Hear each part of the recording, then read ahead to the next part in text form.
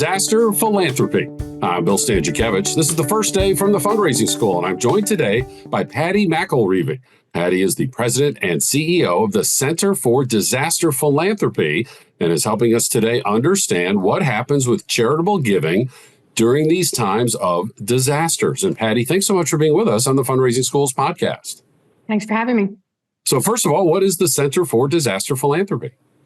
So the Center for Disaster Philanthropy, our mission is to help mobilize philanthropy towards recovery after disaster, equitable recovery. Very often, the funding that does go into disasters is heavily focused on those immediate relief needs.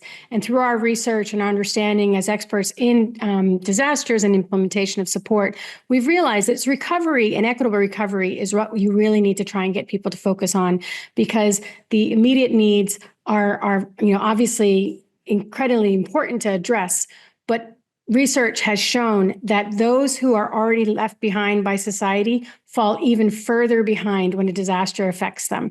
And so to try and look at how do we help make sure that we are looking at that longer need, that longer arc of recovery, which we can start at the immediate impact level.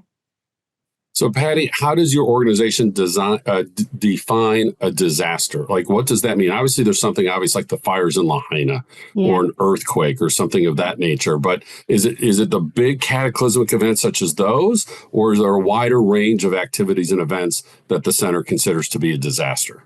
Well, Bill, that's a great introduction, because what we try and do is remind people the event is not the disaster. The event is an event. If you have a hurricane out in the Atlantic, it could be a Category 5, and you won't even learn its name. And that's because what is a disaster is when that event meets a vulnerability. And a vulnerability could be societally created, it could be an infrastructure, it could be all kinds of dynamics, but it is that vulnerability that creates a disaster. And so that's what we try and talk about. That, of course, there are much more specific, long academic definitions of disaster, but for CDP, we really try and break it down to this simple equation of vulnerability, an event meeting a vulnerability. And that helps people not only in understanding how disasters are so personal. It doesn't need to be a major event. It doesn't even need to be a major vulnerability. We talk about someone could have something on a very, very small scale, but it's a disaster to them. Now, that may not draw CDP's attention, but it doesn't diminish that it's a disaster to them. And so we try and highlight that. It's the event meeting that vulnerability. And that also helps us look at, when you look at vulnerabilities, it also helps you look at what do we need to do after the event occurs? Because if you only look at the event, you are very often able to say, well, the hurricane's over. The earthquake's finished. We're done. People aren't at threat anymore. But actually, when you look at the vulnerability as the disaster, it helps you look at actually why were they vulnerable and how do we help rebuild them, not only to be where they were before the event, but actually to hopefully stop them from being vulnerable in the future to that same event or similar events. And that's why we really try and encourage that recovery mindset, because it forces you to look at the vulnerabilities in a way that helps you keep the population you're supporting centered in the work that you're doing and in the support that you're giving. Patty, if I'm understanding you correctly, then the center's work is not just the immediate aftermath and the immediate relief, that the center is really looking long-term and systemically and structurally to continue to provide relief and rebuilding, but also to look at what were those conditions that perhaps led to such destruction in the first place. Am I understanding that correctly? Yeah, no, that's absolutely correct. And what we try and do, and we do this in several ways, we guide philanthropy in their own giving, right? We say, hey, if you want to help in a different way, in a way that's more impactful for the communities you care about, try and take this lens, try and go beyond that relief setting. That, again, nothing wrong with relief, but a lot of the funding goes into that. And when it's not flexible, it gets stuck there. And there's only so many blankets and water, bottles of water people need. What they do need, though, is, hey, my car was destroyed, or the bus system is down, or my job, the restaurant where I work at is no longer there. Whatever it may be, that's about the recovery, that economic, social, cultural. There's so many aspects of it, and it affects everyone so differently. And so we try and get philanthropy to explore how they can open their aperture in what they look at in terms of what does this community need and how can we help.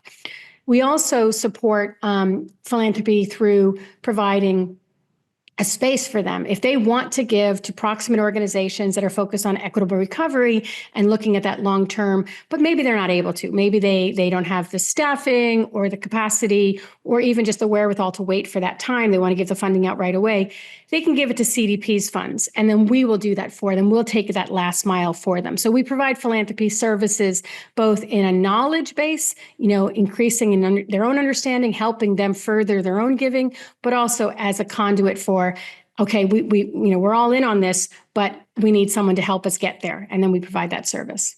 Ed, if I could ask you about the donors and kind of from that lens, and maybe take this at a couple different levels, because I'm hearing you clearly about, initial relief, but then also long-term recovery. If we could talk first about initial relief. I mean, there's all this, all the headlines about, America is less generous, only half of households donate. And then Lahaina burns to the ground and millions of dollars are donated instantly in increments of 10 and 20 and 30 and $40. When the young man Damar Hamlin had his incident on the NFL football field, suddenly $10 million in a couple of weeks. What do you see from donor behavior in terms of, first of all, that just an immediate response in terms of relief when we, again, hear these concerns that maybe fewer households in America are generous? Yeah. Well, first, I think one thing is generosity is, as you know so well, is very hard to totally quantify, right? Because there's people who give that don't necessarily claim it in their taxes or give in different ways or give their time and their talent, not only their treasure, right? So there's different ways that people give. I think so, that's always something CDP really tries to keep in mind. We can have an empathy overload, right? There can be, a huge amount of, where do I help? Where do I help? And people get paralyzed by that feeling of I don't even know where to begin. I think some of it has been muscle memory for generations, in terms of this immediate responsiveness. We respond to what's right in our face, to what seems to be unfathomable. And we've done research, CDP alongside, the fundraising school, looking at why do people give? And they give, for media, where the media drives them, pretty natural. You see it on your news, you see it in your feed. It draws attention. Scale, right? The larger the crisis, the more people that are harmed, the more devastating people will give in those areas as well. And they give, as the last reason they give is proximity. And what CDP has been trying to do is help us retrain those muscle memories. So media, how do we tell the story a little differently? How do we talk about the after of crisis? How do we talk not just about where is everyone? Why aren't they giving out things? We like to do gotcha moments or these hero moments, both of which, we should be accountable. And there are many heroes. But how do we get to the point where actually it's the community helping themselves? And the biggest impacts are often 6 months, 9 months, a year, when they've pulled themselves out of this and moved on, and how that support really was life-changing for them. So really, how do we tell that story better? So we've been working with some media outlets about that. Scale, that's unfortunate. There's not scale. We can challenge scale with better preparedness, right? With mitigation. It's a place where philanthropy is amongst every other donor I know in not being leaning in, because you can't see yourself in it. It's how do you take credit for something that didn't happen? How do you be proud of something that didn't occur? How do you know for sure that something didn't occur because you gave? It's a very hard one to get our head around, but it's an area where I think we're getting more and more awareness that it can make a huge difference. We've talked about it, ad nauseum for COVID. What would have been if we had been better prepared, right? So these are things that I think we will start to see, hopefully, a shift in. And then in terms of proximity, what we try and do at CDP is remind people that proximity is not just geographical. It's not just people who you resonate with, who look like you.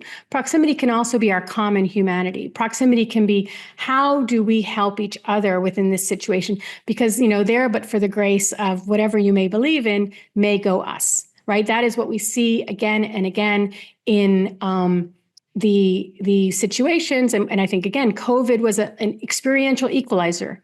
We all now know what it feels like to have our entire lives upended.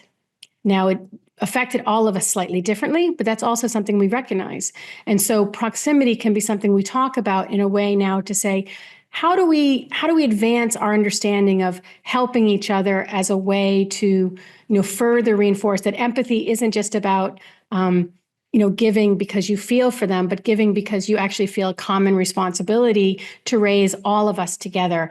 Because these disasters, these events, they're unfortunately growing in scale. They're growing in frequency. We know they're coming more and more, and we do need to change a little bit how we approach them in terms of, again, that preparedness. It's not just about disasters. In fact, if we do better community development, if we do better engagement, looking at vulnerabilities, decreasing vulnerabilities, then you need less funding into the disaster space. In many ways, that should be our success story, but we are very, very far from there. But we can start to shift towards that. We're not asking people to do programming that's entirely different from what they would do in the green, in the best of times, in the blue sky times. We're asking people to do what they can to try and ensure that the next event that arrives impacts communities less. Patty, your point about philanthropy helping prevention is a point well taken, and started that part of the conversation by asking about kind of the relatively large response for the immediate relief. I want to ask you your assessment of philanthropy in terms of the long-term recovery. And you talked about wanting to talk with the media about continuing to cover stories and bring attention to the long-term recovery from these disasters. Where do you see individual donors and foundations and corporations when we think about that longer-term recovery? Is there kind of that big, fireworks of a burst that's bright and a huge philanthropic response, and then that diminishes? Do you see consistency there? What's your assessment in terms of long-term recovery from the sector of philanthropy? Well, I honestly feel like one of the indicators that we are making a difference is the fact that CDP is growing. We've been growing over the past few years. We've got a lot more corporate philanthropy working with us.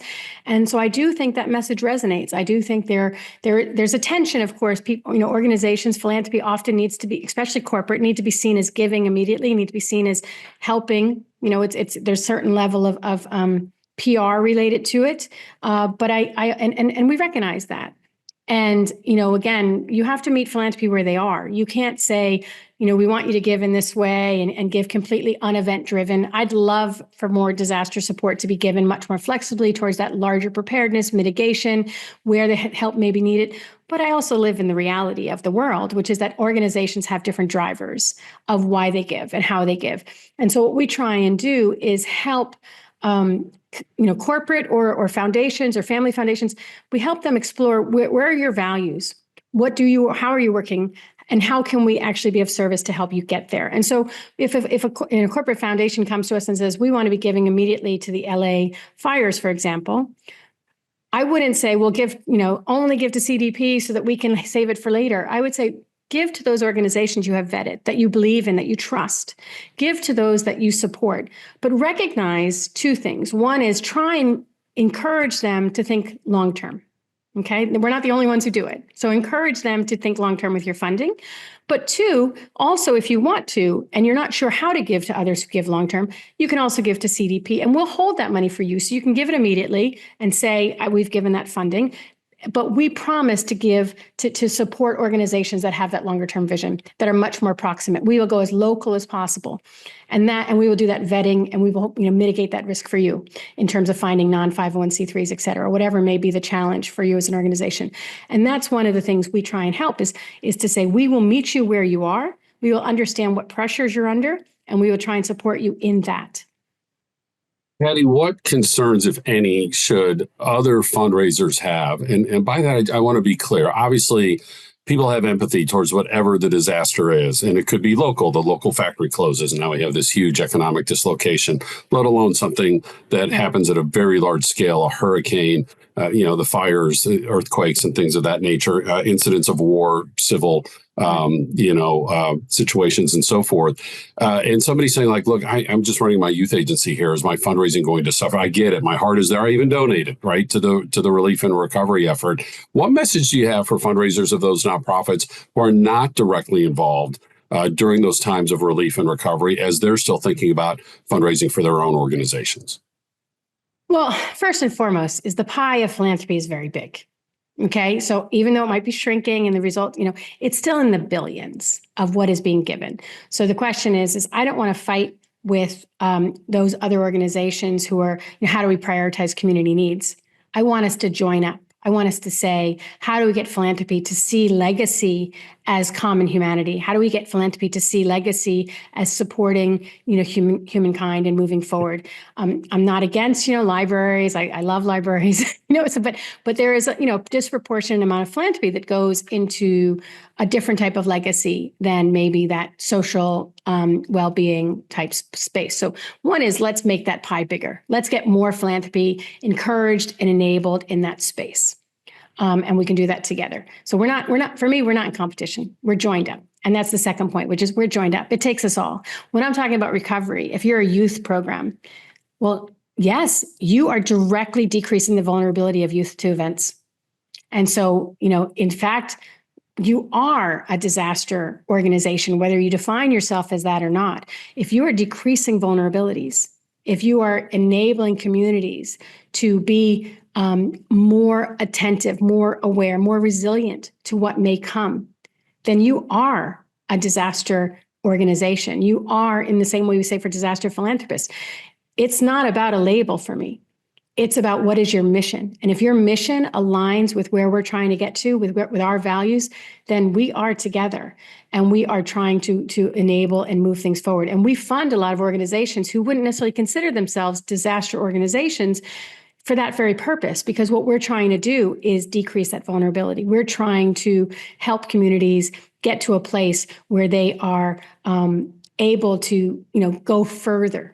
We know that populations, too many, especially marginalized and racialized populations, they come out of events further behind than before. We rarely raise them up to where they were before the event as a community, as a country. How do we get our mind shift to change and say, actually, we all have to join hands in this. We all have to be together towards helping these communities recover from that event and go further to be prepared and mitigate future vulnerabilities.